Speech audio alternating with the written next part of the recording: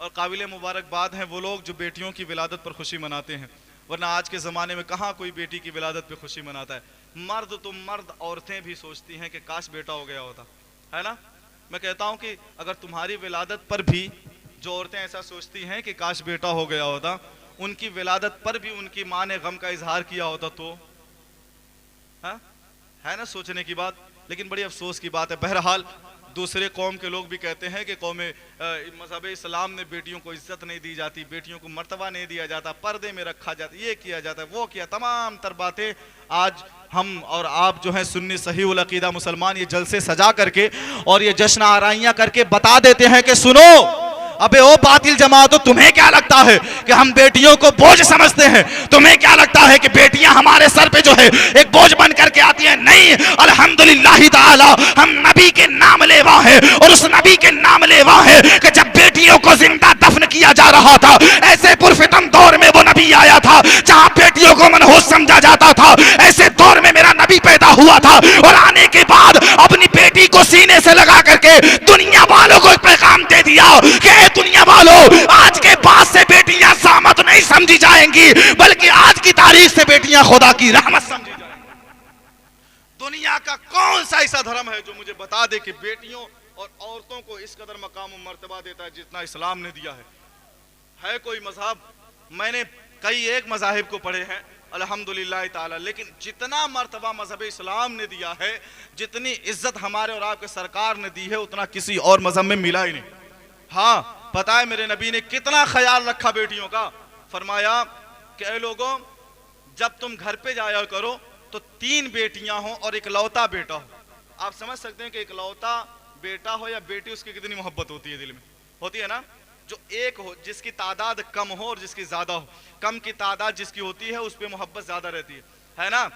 तो मेरे नबी ने कहा, ऐ लोगों, जब तुम घर पे जाया करो बाहर से कहीं और कोई तोहफा वगैरह लेकर के जाया करो ना, कोई चीज़ खाने पीने का सामान लेकर के जाते हैं ना। और आप बाजार गए तो कुछ लेकर के चले आए, कहीं घूमने गए तो अपने बच्चों के लिए कुछ लेकर के चले आते हैं। मेरे नबी ने फरमाया, ऐसे आलम में जब तुम घर जाओ तो अगरचे तुम्हारा बेटा इकलौता हो, एक ही हो, और बेटियां 3 हो, तो बेटे की मोहब्बत में चूर हो करके बेटे के पास न चले जाना, बल्कि सबसे पहले अपनी बेटियों से मुलाकात कर लेना।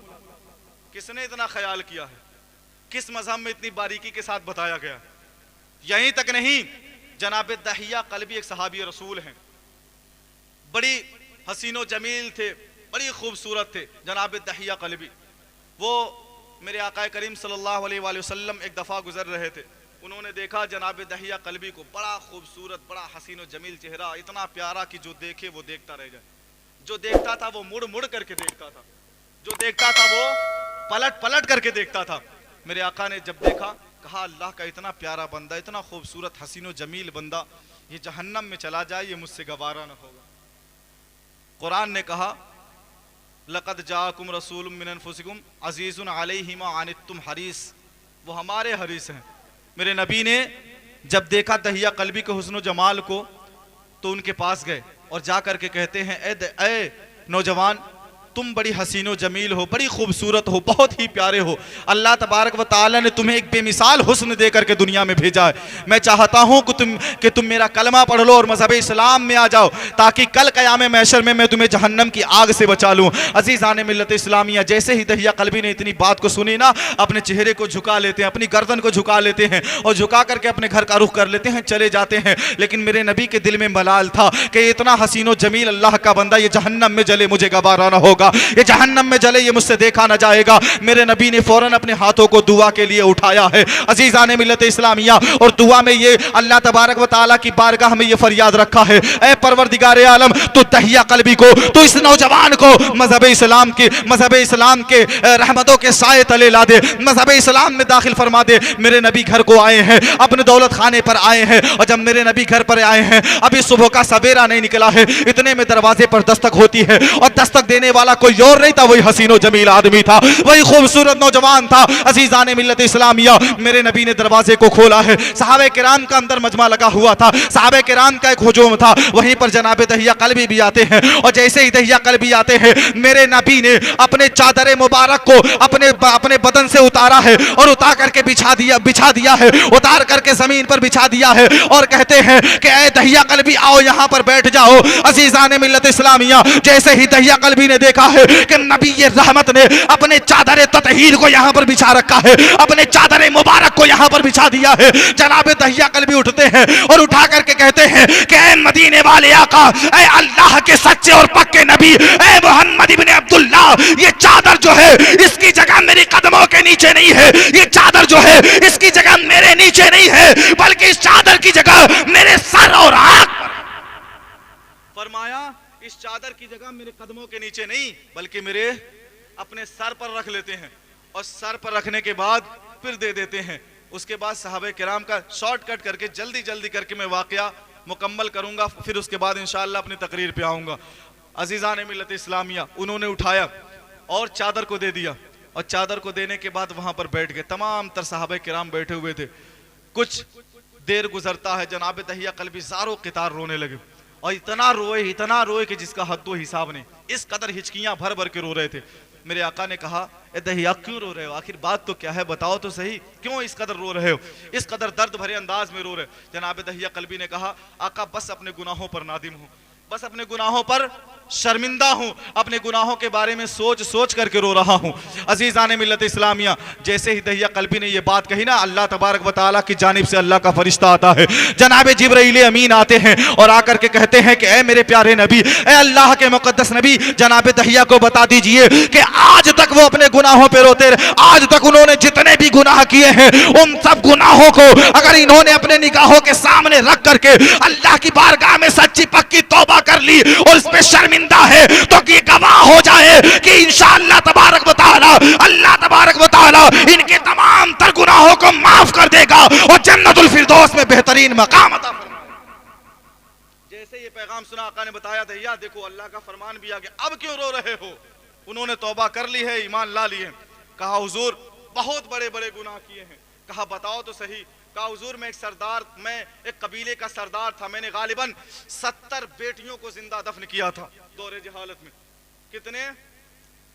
कितने बेदार हैं, खत्म कर दिया जाए, वाकया पूरा हो जाने दीजिए इंशाअल्लाह। मैं समझ रहा हूँ कि ज्यादा देर हो गई है ना, और सर्दी की रात है, परेशानी होती है, उलमा को परेशानी हो जाती है, नाक पढ़ के लोग खिसक जाते हैं। बहरहाल सुने, जनाब दहिया कहते हैं मैं एक सरदार था एक कबीले का, मैंने गालिबन 70 बेटियों को दफन किया था, और उस जमाने में बेटियों को मनहूस समझा जाता था, बेटियों की पैदाइश को बहुत मनहूस माना जाता था, बेटियां नहूसत समझी जाती थी। लिहाजा या रसूल अल्लाह मैंने इतनी बेटियों को दफन किया, उन्हीं बेटियों के बारे में सोच करके आज जो है ज़ारो क़ितार रो रहा हूं कि अल्लाह माफ करेगा कि नहीं करेगा, मैंने कितने बड़े बड़े गुनाह किए। मेरे आका ने कहा बताओ तो सही किस बात पे इस कदर रो रहे हो। कहा आका 70 बेटियों को दफनाया, लेकिन एक बेटी का वाकया जब भी मेरे निगाहों के सामने आता है, जब भी उसके बारे में सोचता हूँ मेरी आंखें नम हो जाती हैं। आका ने कहा बता तो सही वो बेटी कौन थी। कहा आका वो मेरे घर की बात थी, वो किसी और के घर की बात नहीं थी। जनाब दहिया कल्बी ने कहा था कि या रसूल अल्लाह वो मेरी बेटी थी, वो किसी और की बेटी नहीं थी, जिसके बारे में सोच करके मैं रोने लगता हूँ, जिसके बारे में सोच करके मेरी आंखों में आंसू आ जाते हैं। मेरे आका ने जब इतनी बात सुनी है कि 70 बेटियों को दफनाया है, हद तो ये है कि अपनी बेटी को भी इसने जिंदा नहीं छोड़ा। अजीज़ान मिल्लत इस्लामिया, मेरे आका के जो है चश्माने नबुव्वत नम हो जाते हैं, मेरे आका भी ज़ारो क़ितार रोने लगते हैं, मेरे आका के आंखों में भी आंसू आ गए। अजीज़ान मिल्लत इस्लामिया, अब मेरे आका रोने लगे और कहते हैं बता तो सही आखिर किस कदर दर्द भरा वाक़या। जनाब दहिया कल्बी ने कहा था कि या रसूल अल्लाह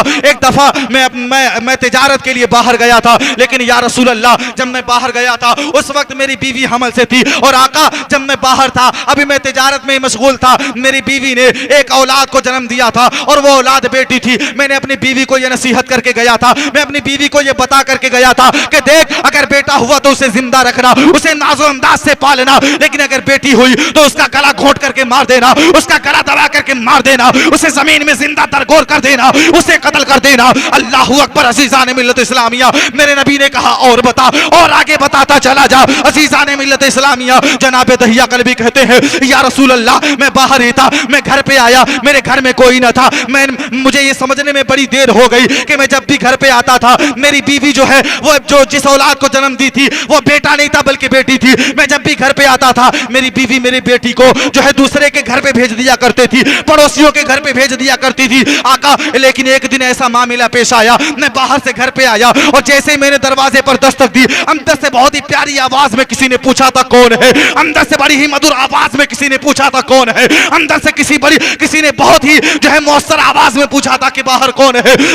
या रसूल अल्लाह मैंने कहा था कि मैं इस घर का मालिक हूं, बता तू कौन है। अजीजान मिल्लत इस्लामिया जनाब दहिया कल्बी कहते हैं कि या रसूल अल्लाह जैसे ही मैं इतनी बात कही थी अंदर से आवाज देने वाली बच्ची ने कहा था अगर तू इस घर का मालिक है तो मैं इस घर के मालिक की बेटी हूं, अगर तू इस घर का मालिक है तो मैं तेरी बेटी हूं। अजीजान मिल्लत इस्लामिया वाकया बयान करते चले जा रहे हैं, जनाब दहिया भी रो रहे हैं, मेरे आका भी रो रहे हैं। जनाब दहिया कल्बी ने कहा था, मैंने कहा अच्छा चल ठीक है, चल ठीक है, तू मेरी बेटी है, आ दरवाजा तो खोल। जैसे ही दरवाजा खोला था या रसूल अल्लाह बड़ी प्यारी बच्ची थी, बहुत ही हसीनो जमील बच्ची थी, उसके हुस्नो जमाल की कोई मिसाल नहीं है। आका बड़ी प्यारी थी, बहुत अच्छे अंदाज में बोलती थी, बड़ी प्यारी आवाज में बोलती थी। या रसूल अल्लाह उसी बेटी का वाकया मुझे याद आता है और जब भी याद आता है आका मेरी आंखों में आंसू।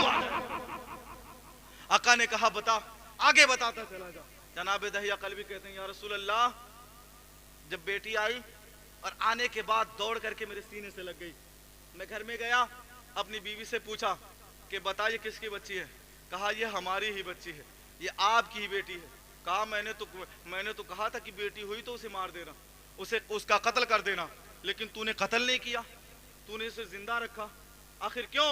बीवी ने कहा मैंने 9 महीने अपने पेट में रखा था, भला कैसे मार सकती थी।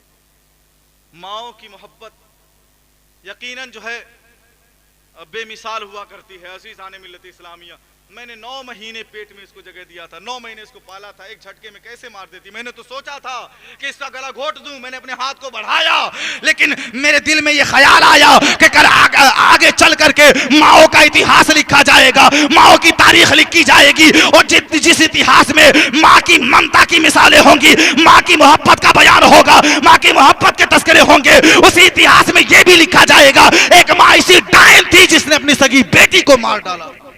ये सोच करके मैंने अपनी बेटी को नहीं मारा। ऐ मेरे शौहर, ऐ मेरे सरताज, यही वजह है कि हमारी और आपकी बेटी आज सही और सलामत है।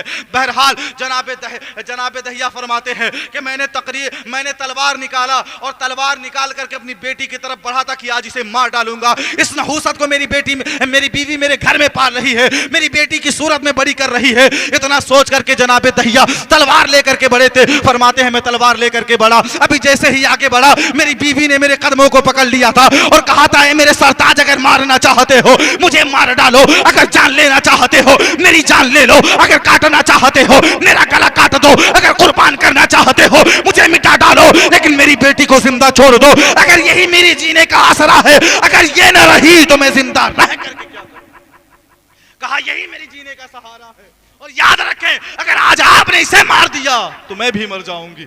मेरे जिंदा रहने का कोई भी सहारा नहीं, कोई भी मेरे जिंदा रहने का सबब नहीं, इसलिए इसे छोड़ दें। बहरहाल जनाब दहिया फरमाते हैं मैंने अपनी बेटी को छोड़ दिया। एक दिन मैं सोया था, रात में मेरी बेटी आती है, मेरे पाँव दबाने लगती है और पाँव दबाती है, मुझे इतना सुकून मिलता है कि मैं सो गया। ऐसे ही धीरे धीरे बाप और बेटी में जो है किराबत बढ़ गई, बाप और बेटी में मोहब्बत बढ़ गई। आखिरकार एक दिन मैं लेटा हुआ था, मेरी बेटी आती है और मेरे पाँव को दबाने लगी। पाँव दबाते दबाते कहती है अब्बू जान मैं आज से पहले जब मैं मोहल्ले के बच्चों को देखती थी कि अपने बाप से लाड और प्यार पाते थे, मैं अपने पड़ोसियों के बच्चों को देखती थी कि उनके बाप उनके लिए तरह तरह के खिलौने लाते थे, तरह तरह की चीजें लाते थे। मेरे दिल में भी ये तमन्ना होती थी कि काश मेरा भी बाप आता, मेरे लिए खिलौने लेकर के आता, काश मेरा बाप भी मेरे लिए जो है तहाइफ लेकर के आता, मेरे लिए खाने पीने की चीजें लाता, मिठाइयाँ और मेवे लाता। ऐ मेरे वालिद मोहतरम अब आप आ गए हैं मेरी ख्वाहिशें पूरी कर दें, अब आप आ गए हैं मेरे लिए कोई खिलौना खरीद दे, अब आप आ गए हैं मेरे लिए कोई चीज खरीद दे। जैसे ही बेटी ने जो अपनी फरमाइशें मेरे सामने रखी है, मेरे दिल में ख्याल आया कि यार है तो मेरी बेटी ही सही, इसके फरमाइशों को पूरा करना चाहिए। मैंने अपनी बेटी का हाथ पकड़ा था और बाजार में लेकर के गया था खिलौने खरीदवाने के लिए। लेकिन जैसे ही किसी ने देखा कि वो सरदार जिसने आज तक हर घर की बच्ची को दफन किया था, वो अपनी बेटी को बाजार में लेकर के घूम रहा है, अपनी बेटी को सामान खरीदवाने के लिए घूम रहा है। किसी ने सदा दिया था, अरे देखो ये वही सरदार है, दूसरों की बेटियां बड़ी शौक से कत्ल करता था, लेकिन बात जब अपनी बेटी की आई है तो कत्ल भी नहीं करता और बाजार में लेकर के घूमता है। या रसूल अल्लाह, मेरी इज्जत मेरी मोहब्बत पर गालिब आ गई। आका, मेरे दिल में ये ख्याल आया कि यार अगर मैंने इसको कत्ल नहीं किया, पूरी दुनिया कहेगी कि वो सरदार जिसने तमाम बेटियों को मारा था, वो अपनी बेटी की बारी आई तो खामोश रह गया, उसकी तलवार न उठ सकी। अजीजान मिल्लत इस्लामिया, जनाब दहिया फरमाते हैं, आका मेरी इज्जत मेरी मोहब्बत पर गालिब आ गई और मैंने दिल में ख्याल किया आज हो ना हो अपनी बेटी को जिंदा दफन कर। जनाब दहिया फरमाते हैं कि आका जब किसी ने कहा कि वही दहिया है, ये वही सरदार है जो सबकी बेटियों को मनहूस नहूसत कहते थे, मनहूस मानते थे, दफना दिया करते थे, अपनी बेटी की बारी आई तो देखो मोहब्बत का इजहार कर लेकर के बाजार में घूम रहे हैं। आका जैसे ही मैंने ये बात सुनी, मेरे दिल में एक दर्द तारी हुआ, मेरे दिल में ये एक दर्द पैदा हुई और मैंने सोचा कि आज मैं अपनी बेटी को मार डालूंगा। बहरहाल आका एक दिन रात के सन्नाटे में मैंने अपनी बेटी के हाथ को पकड़ा, वो अपनी माँ के गोद में सो रही थी। मैंने अपनी बेटी को हाथ को पकड़ा और खींच करके उसे बाहर लाया और जैसे ही बाहर लाया मेरी बेटी ने कहा, अब्बू जान हम कहाँ जा रहे हैं, बस 2-4 मिनट और सुन लें। कहा, अब्बू जान हम लोग कहाँ जा रहे हैं, आप मुझे कहाँ लेकर के जा रहे हैं। वो अपनी माँ को आवाज़ देना चाहती थी। आका मैंने उसके मुँह पर हाथ लगा लिया, उसके मुँह को बंद कर लिया, उसे कुछ बोलने न दिया और लेकर के उसे एक सुनसान बयाबान सहरा में चला गया, जंगल में चला गया। जैसे मैं आगे बढ़ता था, मेरी बेटी के सवालात की जो फहरिस्त है वो ख़त्म नहीं होती थी और बड़ी होती जाती थी। मेरी बेटी बार बार पूछती थी, अब्बू जान बताएं तो सही हम कहाँ जा रहे हैं। लेकिन आका मैं खामोश रहता था, मैं कोई भी जवाब ना देता था। लेकिन आखिरकार मेरी बेटी ने बार बार जब दबाव डाला, बार बार पूछा कि अब्बू जान बताएं हम लोग कहाँ जा रहे हैं, आप मुझे लेकर के कहाँ जा रहे हैं। मेरे दिल में ख्याल आया कि मैं बता देता हूँ। मैंने कहा, बेटी मैं तुझे एक दावत में लेकर के जा रहा हूँ, मैं तुझे एक जगह दावत में लेकर के जा रहा हूँ। बेटी ने जैसे इतना सुना, मेरे पैर की तरफ देखती है कि चलते चलते मुझे ठोकर भी लगी है, पत्थर भी लगे हैं, कांटे भी चुभे हैं, मेरा पाँव जो है खून आलूद हो गया है। बेटी ने कहा था, वालिदे मोहतरम अगर ऐसी दावत है कि जिस दावत पे जाने के लिए आपके कदमों में जो है जख्म आ जाए, कांटे चुभ जाए, कंकरियों के ठेस लगे, आपका पैर जो है जख्म आलूद हो जाए, खून आलूद हो जाए, ऐ मेरे वालिदे मोहतरम वो रोटी नहीं चाहिए जिस रोटी में मेरे बाप की तकलीफ है। बेटी ने कहा था, अब्बू जान मुझे वो दावत नहीं खानी जिस जहां ले जाने के लिए मेरा बाप इतनी परेशानियां उठा करके जाए। बहरहाल मैं आगे बढ़ता गया आका, मैं उसकी बातों को न सुना। आखिरकार मैं एक मकाम पर पहुंचा और वहां पर जाने के बाद चारों तरफ देखा, चारों तरफ सन्नाटा ही सन्नाटा था, कोई भी नहीं था, कोई देखने वाला नहीं था, कोई जानने वाला नहीं था। मैंने मौका देख करके वहां पर जो है गड्ढा खोदना शुरू किया, रेतीली जमीन थी, रेत हटाना शुरू किया। बेटी ने देखा मुझे मेहनत करते हुए, मैं फावड़े चलाता था, वहाँ मिट्टी हटाता था, मेरे चेहरे पर पसीना आ जाता था। आका मेरी बेटी जो थी वो अपने दुपट्टे से आकर के मेरा पसीना पोंछा करती थी। बोले सुभान अल्लाह। वो आकर के, बेटी किस कदर गाफिल है, वो दफन करने के लिए जा रहा है और बेटी बाप का चेहरा देख रही। बेटियों को जो लोग मनहूस समझते हैं ना, उनको बता दूं कि बेटियों की मोहब्बत जो है ना, ये कभी कम नहीं हुआ करती है। बेटों की मोहब्बत, मैंने कहता बेटे बुरे होते हैं, बेटा भी अल्लाह ही देता है, बेटी भी अल्लाह ही देता है, अल्लाह की नेमत है। लेकिन दुनिया में उमूमन क्या देखा जाता है आमतौर पर कि बेटियां ज्यादा मोहब्बत करती हैं वालिदैन से, है कि नहीं, और उन्हीं बेटियों की पैदाइश पे लोग चेहरे बिगाड़ लिया करते हैं। बहरहाल जनाब दैया फरमाते हैं, मैं गड्ढा खोदता था, मेरे चेहरे पर जैसे ही पसीना आता था मेरी बेटी आकर के पोंछने लगती थी और इतना कह करके खामोश हो गए। हजारों कितार रोने लगे, हजारों कितार रोने लगे। और अब वो अकेले नहीं रो रहे, वो भी रो रहे थे, मदीने वाले आका भी रो रहे थे, और हमारे और आपके आका रो रहे थे, तमाम सहाबे किराम भी रो रहे थे। जनाब फारूक आजम ने देखा, कहते हैं दैया चुप हो जा, अब बस बंद कर दे, अपनी कहानी को खत्म कर दे यहीं पर। देखता नहीं नबी रहमत रो रहे हैं, अगर इसके आगे तूने और जो है तूल दिया अपने वाक़े को, मैं तो तेरी खैरियत नहीं होगी, मैं तुझे अच्छे से नहीं छोड़ूंगा। देख नबी रहमत के आंखों में किस कदर आंसू भर गए।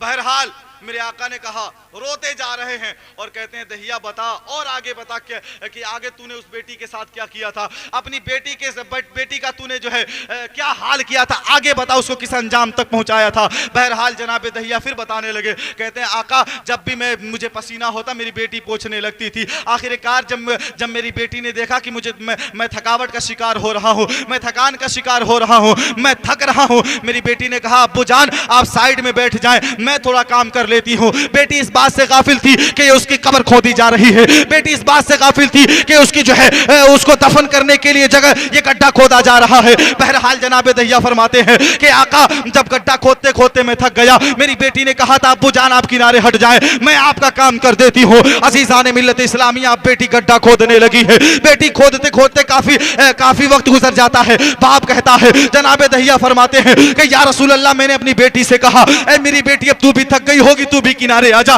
तू भी किनारे आकर के बैठ जा, मैं काम कर लेता हूँ। लेकिन या रसूल अल्लाह मेरी बेटी ने कहा था ऐ मेरे वालिद मोहतरम, बेटी अगर बाप का काम करे कभी थकावट महसूस नहीं होती, बेटी अगर बाप का काम करती है कभी थकान महसूस नहीं होती। बेटी ने अपने लिए कब्र खोद ली है, बेटी ने अपने लिए गड्ढा खोद ली है। या रसूल अल्लाह उसके बाद मैंने उसको कब्र में उतारा था और कब्र में उतारने के बाद मैं उसके ऊपर मिट्टी डालने लगा, मैं उसके ऊपर मिट्टी डालते जाता था, वो भी मिट्टी फेंकती थी। आका वो जानती थी मैं उसके साथ खेल रहा हूँ, आका वो जानती थी कि मैं उसके साथ मिट्टी खेल रहा हूँ, मगर या रसूल अल्लाह हकीकत तो ये थी कि मैं उसको मारने वाला था, हकीकत तो ये थी कि मैं उसको जिंदा दफन करने वाला था।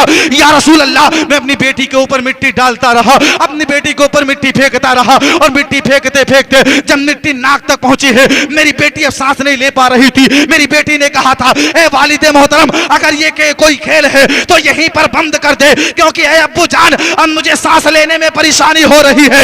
या रसूल अल्लाह जैसे ही मेरी बेटी ने ये बात कही थी मेरा कलेजा गम से फट गया था, मगर या रसूल अल्लाह मेरी मोहब्बत पर मेरी इज्जत गालिब आ गई थी। या रसूल अल्लाह मैंने सोचा था कि अगर आज इसको जिंदा छोड़ दूंगा कयामत तक मेरे कबीले वाले मुझे ताना मारते रहेंगे।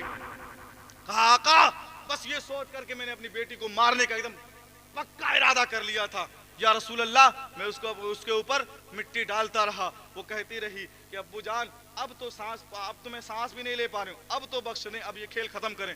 लेकिन उसको लग गया कि मेरा बाप मुझे मारना चाहता है। जनाब दहिया अपना वाकया हुजूर से बयान फरमा, उसे एहसास हो गया कि मेरा बाप मुझे कत्ल करना चाहता है। या रसूल अल्लाह जब उसे एहसास हुआ तो मुझसे कहने लगी कि अब्बू जान मुझे मारना क्यों चाहते हैं, मेरी कसूर क्या है, मेरी क्या ये कसूर है कि मैंने आपसे फरमाइशें कर दी। अब्बू जान अगर ये कसूर है तो ये आपकी बेटी जो है परवरदिगार की इज्जत की कसम खा करके कह रही है कि आज के बाद आपसे एक खिलौने की तलब नहीं करेगी। लेकिन अब्बू जान मेरी जान बख्श दे, मेरी जान छोड़ दे, मुझे न मारे।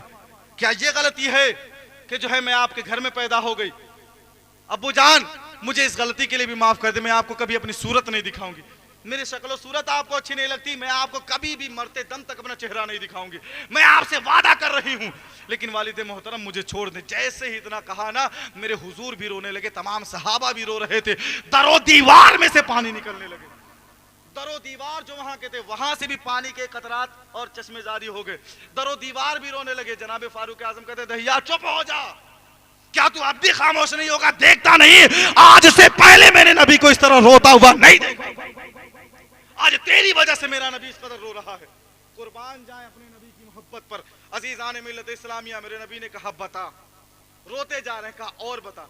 कहा या रसूल अल्लाह अब हिम्मत नहीं हो रही, अब मैं अल्फाज बोल नहीं सकता, होंठ कांप रहे हैं, अल्फाज टूट जा रहे हैं, कलिमात मुकम्मल नहीं हो रहे, आकर रहने दिया जाए। कहा नहीं बता तूने आगे अल्लाह की ऐसी प्यारी बंदी का तूने क्या अंजाम किया था, उसके साथ जो है तूने उसकी क्या हालत की थी। अब जनाब दहिया रोते हुए गिड़गिड़ाते हुए फिर आगे बयान करते हैं, कहते हैं या रसूल अल्लाह उसने जब ये बातें कही थी मेरा कलेजा फट गया था, लेकिन आका कबीले वालों की बातें मेरे दिमाग में घूम रही थी कि अगर मैंने इसको छोड़ दिया तो मुझे ताना मारा जाएगा कि सबकी बेटी को मैंने मारा था, अपनी बेटी को नहीं मारा था, सबकी बेटियों को काट डाला था, अपनी बेटी को नहीं काटा था, सबकी बेटियों को जिंदा दरगोर कर दिया था, लेकिन बारी अपनी बेटी की आई तो कमजोर पड़ गया। या रसूल अल्लाह, मेरी बेटी कहती रही, मैंने उसको मिट्टी में नाक तक जो है दफन कर दिया या रसूल अल्लाह, लेकिन फिर भी वो बार बार कहती जाती थी और उसकी मोहब्बत और उसकी बातें जो है मेरे दिल पे असर करती थी। इसलिए या रसूल अल्लाह, मैंने उसकी बातों को खामोश करने के लिए बगल से एक पत्थर उठाया था और आका उस पत्थर को लेकर के आया। मेरा दिल नहीं चाहता था कि मैं अपनी बेटी को कत्ल करूं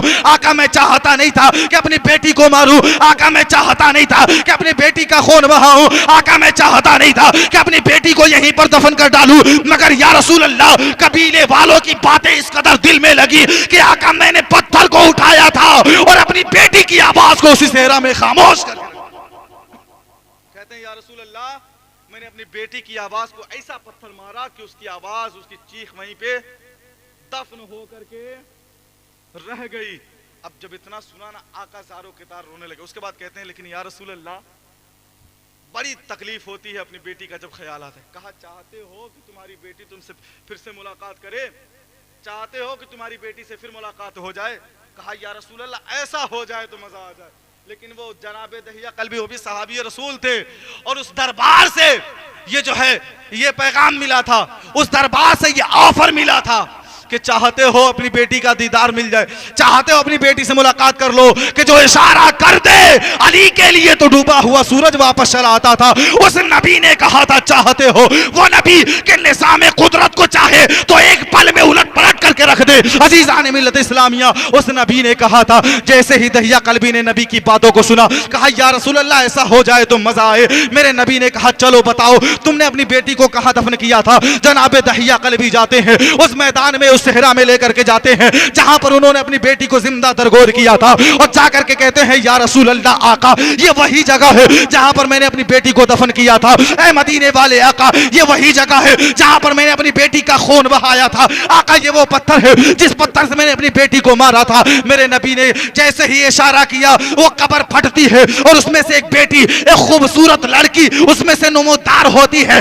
बाहर आती है। और जैसे ही बाहर आती है, अजीज़ान मिल्लत इस्लामिया, मेरे नबी ने कहा था कि ऐ बेटी, मैं मानता हूं कि तेरा बाप जो था बड़ा जो है मक्कार था, बड़ा जो है गद्दार था, अय्यार था, इसने तुझे जिंदा दफन कर डाला, ये तुझको नहुस समझता था। लेकिन ऐ प्यारी बेटी, ऐ मेरी लख्ते जिगर नूरे नजर, आज मैं मोहम्मद इब्न अब्दुल्ला तुझसे ये विनती करता हूं, तुझसे मैं ये कहता हूं कि तू आज इस आदमी को माफ कर दे। वो इसलिए कि आज की तारीख में इसने अपने तमाम तर गुनाहों से तौबा कर लिया है और दामन इस्लाम में अपना बसेरा। कहा आज इसने तौबा कर लिया, तू इसको माफ कर दे। कहा आका मैं इसको माफ नहीं करने वाली, मैं तो मैदान महशर में इसका गिरेबान पकड़ करके ले जाऊंगी रब की बारगाह में कि बता, क्या सिर्फ बेटी होना एक जुर्म था? मैं बेटी होने की खताकार थी जो तूने मुझे जमीन में दफन कर दिया था। क्या मेरी गलती थी कि मैं बेटी पैदा हुई थी? क्या मेरी मर्जी थी कि मैं बेटी पैदा हुई थी? खुदा ने पैदा किया था, खुदा ने पैदा किया था। लोग सोचते हैं बेटियों की पैदाइश होती है, शादी के बारे में अभी बच्ची आई नहीं, लोग शादियों के बारे में सोचने लगते हैं कैसे शादी करेंगे।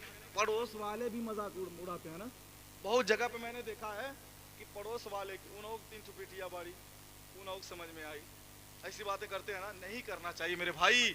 बेटी पैदा की हो, उसकी तकदीर को पैदा नहीं किए हो, उसकी तकदीर लिखने वाला खुदा है, उसकी तकदीर को बनाने वाला खुदा है, और वो खुदा है जो 70 माओं से ज्यादा अपनी बंदों से मोहब्बत किया करता है, उसे प्यार किया करता है। उस खुदा ने तकदीर को लिख करके भेजा है, नुसरत ना समझे। बेटी कहती है, क्या कहती है, मैं इसका गिरेबान पकड़ करके खुदा के सामने पेश करूंगी और पूछूंगी कि बता क्या मेरी खता थी, मेरी गलती थी कि मैं बेटी पैदा हुई थी? आका मैं इसको माफ। कहा मैं मोहम्मद तुझसे कह रहा हूं कि इसको माफ कर दे। कहा हुजूर आप कह तो रहे हैं, आप कह रहे हैं आका इसलिए मैं इसे माफ कर देती हूँ, लेकिन या रसूल अल्लाह मैं इसका साथ नहीं चाहती। आका ने कहा अगर तू चाहे तो इसके घर पे जा करके भी रह सकती है। अब ये तेरे साथ जुल्म तशद्दुद नहीं करेगा, अब ये तुझ पर जो है जुल्म सितम तुझे मारने की कोशिश नहीं करेगा। इसे एहसास है अपनी खता का, इसे एहसास है अपनी गलती का। अगर तू चाहे तो इसका आका आपके कहने पर माफ कर दिया, लेकिन इसके साथ नहीं जाऊंगी या रसूल अल्लाह, इसके साथ मैं इसके घर, मैंने खुदा की रहमत को देख लिया है, मैंने खुदा की शान करीमी को देख लिया है। ये बाप तो क्या, इसके जैसे 1,00,000 बाप मिल जाए फिर भी खुदा की एक रहमत की बराबरी नहीं कर सकती। आका मैंने उस खुदा की रहमत को देख लिया, अब मैं अपने बाप के घर नहीं जा सकती। आका आपने कहा, मैंने इसको माफ कर दिया। और जिससे ये वाकया सारा देखा ना, जनाब दहिया कल्बी ने आकर के तमाम मदीने की गलियों में घूम घूम करके कहते थे कि ऐ दुनिया वालों, अब तुम मानो या ना मानो, अब तुम जानो या ना जानो, तुम मानना चाहो या ना चाहो, तुम जानना चाहो या ना चाहो, मैं दहिया कल्बी ये ऐलान करता हूं कि ये मोहम्मद जो है अल्लाह के सच्चे नबी बन करके आए। जनाब दहिया कल्बी चीख चीख करके कहने लगे। फिर मजमा लगा बैठे हुए थे और उसी मजमे मेरे आका ने कहा था कि ऐ सहाबा, जिसके घर में 3 बेटियां हों और उसकी अच्छी तालीम और तरबियत करके, अच्छी तालीम और तरबियत से आरास्ता करके उसने एक अच्छा रिश्ता उसका तय किया और अच्छे घर में शादी कर दी, तो याद रखो, अपने हाथों को ऐसे उठाया था आका ने। मेरे हाथ आका के हाथ की बराबरी नहीं कर सकते। वो हाथ तो वो हाथ है कि हाथ जिस्म तो उठे गनी कर दिया, मौज बहरे समाहत पे लाखों सलाम। वो हाथ तो वो हाथ है कि जिसके बारे में कुरान कहे वो मार रमैता इस रमैता वलाकिन अल्लाह रमा। जो हाथ कंकरी मार दे, खुदा कहे महबूब तुमने नहीं मारा, मैंने मारा है। वो हाथ उठता था और मेरे नबी ने सहाबा के भरे मजमे में कहा था, ऐ सहाबा याद रखो, जिसके घर में 3 बेटियां हो उसकी अच्छी तालीम और तरबियत करे और उसे अच्छे घर में शादी करा दे, याद रखो जन्नत में वो ऐसे रहेगा जैसे मेरे हाथ की 2 उंगलियां। ऐसे हाथों को उठा करके मेरे आका ने कहा, ये उंगलियां जैसे हैं, किसी को जज साहब का पड़ोस मिल जाए तो कहते हैं हम जज साहब के पड़ोसी हैं, है ना। कहते एक हमारे इलाके का कोई क्रिकेटर है, उसी गांव का एक लड़का था, मैंने पूछा तो कहा उस क्रिकेटर को जानते हैं, उमेश उमेश करके कुछ तो नाम है। बहरहाल मैं क्रिकेट उतना देखता नहीं, उसी के गांव का हूं। सोचें, उमेश यादव, देवरिया मेरा भी जिला है, मैं भी वहां का रहने वाला, और वो भी वहीं का। मैंने पूछा तो कहा उसी के गांव का हूं। तो जरा सोचे, एक क्रिकेटर के घर का पड़ोस मिल जाए तो लोग शान से बयान करते हैं, और जिसे नबी का पड़ोस मिल जाए और वो भी यहाँ पे नहीं जन्नत में मिल जाए, उसकी किस्मत का क्या पूछना। मेरे नबी ने कहा, जिसकी 3 बेटियां हो कुर्बान जाए। कैसे कहते हैं लोग कि मजहब इस्लाम में बेटियों को इज्जत नहीं दिया गया। अबे देखो, मेरे नबी ने बेटियों को किस कदर आलीशान बना, किस कदर आलीशान बना दिया है, किस कदर जीशान बना दिया है, मेरे नबी ने कह दिया। फिर एक साहबी उठते हैं, कहते हैं या रसूल अल्लाह, जिसके पास 3 बेटियां ना हो 2 ही हो, कहा उसके बारे में भी यही हुक्म है। फिर उठते हैं, कहते हैं जिसके पास 2 ना हो 1 ही हो, कहते हैं उसके बारे में भी यही हुक्म है। फिर साहबी रसूल उठते हैं, कहते हैं या रसूल अल्लाह, जिसके पास 1 भी बेटी ना हो, कहा दूसरे की बेटी की अच्छे से तालीम और तरबियत करे, परवरिश करे और फिर एक अच्छा सा रिश्ता उसका तय करे और शादी करवा दे, वो भी मेरे जन्नत में, वो भी जन्नत में मेरे साथ ऐसे ही रहेगा। कुर्बान जाए बेटियों की शान है। मैं मानता हूं बेटे जो होते हैं, बेटों की देखिए, मैं दोनों खुदा की नेमत है, मैं किसी एक की बुराई नहीं करूंगा, लेकिन जिसकी बुराई दुनिया वाले करते हैं अगर उस पर हम भी ना बोले तो मैदान महशर में हमें पकड़ा जाएगा। अजीजान मिल्लत इस्लामिया, मैं मानता हूं कि बेटे बड़े होकर के घर का जो है बोझ संभालते हैं, मैं मानता हूं कि बेटे बड़े होकर के जो है आपके बुढ़ापे की लाठी बनते हैं, मैं मानता हूं बेटा डीएम बन सकता है, कलेक्टर बन सकता है, मैं मानता हूं बेटा रुपया पैसा कमा करके आपको देगा, लेकिन ये बात को याद रखना, बेटा आपको दुनिया कमा करके देगा, दुनिया। और बेटी वो चीज है जो अगर आपके घर में पैदा हो जाए आपको जन्नत का फरमान, आपको जन्नत का टिकट दे देगी। बेटियां जन्नत का टिकट बन करके आती हैं, जन्नती होने का सर्टिफिकेट बन करके आती हैं। अजीजान मिल्लत इस्लामी, और जानते हैं बस एक आखिरी बात, एक आखिरी हदीस, जिस घर में बेटियों की पैदाइश होती है उस घर का एजाज सहाबा किराम के साथ हमारे और आपके आका हुजूर ताजदार मदीना सल्लल्लाहु अलैहि वसल्लम कहीं जा रहे थे और सहाबे किराम उनके साथ में हमरा थे। सहाबे किराम ने एक झोपड़ी को देखा, कहा या रसूल अल्लाह, इस घर से अल्लाह का नूर छान छान के निकल रहा है। क्या कहा? अल्लाह का नूर, इस घर से नूर छान छान के निकल रहा है। मेरे नबी ने जानते क्या जवाब दिया था? सहाबे किराम तो पहली बात देखें, सहाबे किराम भी गैब देखते थे। अल्लाह के नबी के सोहबत ने जो उनका इस कदर तज़किया नफ्स किया था कि वो उस गैब के कुछ हिजाबात उनके निगाहों से हट गए थे। साहबे किराम भी देखते थे। साहबे किराम ने कहा या रसूल अल्लाह, ये सामने जो झोपड़ी है देखें, इसमें कोई जाहिरी तौर पे कोई रंग और रोगन नहीं, कोई चमक दमक नहीं, मगर या रसूल अल्लाह इस घर से नूर छन छन के निकल रहा है। मेरे नबी ने कहा था कुर्बान जाओ जिसके घर में बेटियों की विलादत हो। मेरे नबी ने कहा था जाकर के पता करो, या तो इस घर में किसी यतीम की परवरिश हो रही है या इस घर में किसी बेटी की विलादत। घर में बेटियों की विलादत होती है उस घर से अल्लाह का नूर छन छन के निकलता है। बेटियों को खुदारा मनहूस ना समझे, नहूसत ना समझे, और बेटियों की पैदाइश पे जो है अपना चेहरा जो है उदास ना करें, मायूस ना करें, बस बल्कि ये सोच करके खुश हो जाएं कि अल्लाह के नबी सल्लल्लाहु अलैहि वसल्लम ने बेटियों को रहमत बताया है। और खुश हुआ करें दिली तौर पे। जब हम खुश होंगे परवरदिगार आलम हमें और आपको इसका अज्र देता हुआ नजर आएगा। बस इन्हीं कलिमात के साथ बस इन्हीं कलिमात के साथ अपनी गुफ्तगू को ख़त्म करूँगा, लेकिन उससे पहले ये दुआ करूँगा कि परवरदिगार आलम उलमाए किराम को हक़ बोलने की तौफीक अता फरमा, खुसूसियत के साथ मुझे हक़ बोलने की तौफीक अता फरमा, और बोलने से पहले ख़ुद अमल करने की तौफीक अता फरमा। सरवर कहूँ के मालिक मौला कहूँ तुझे, बाग़े खलील का गुले सेबा कहूँ तुझे, अल्लाह रे तेरे जिस्म मनव्वर की ताबिशें, ऐ जाने जामे जाने तजल्ला कहूँ तुझे, तेरे तो वस्फ़ाए बेतनाही से हैं बरी, है राहों मेरे शाह मैं क्या क्या कहूँ तुझे। तो आखिर रज़ा ने ख़त्म सुखन इस पे कर दिया, खालिक का बंदा खल्क का आका कहूँ तुझे। वमा अलैना इल्लल बलाग। अस्सलामु अलैकुम व रहमतुल्लाहि तआला।